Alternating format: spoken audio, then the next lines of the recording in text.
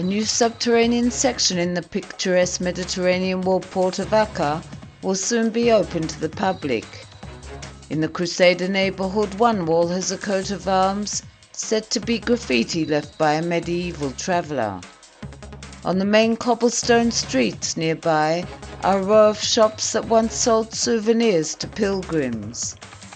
The section was last used by residents in 1291, the year a Muslim army from Egypt defeated Akko's Christian garrison. The ancient port city has existed for at least 4,500 years, but reached the height of its importance with the Crusader conquest in 1104. In 2001, Akko became Israel's first UNESCO World Heritage Site.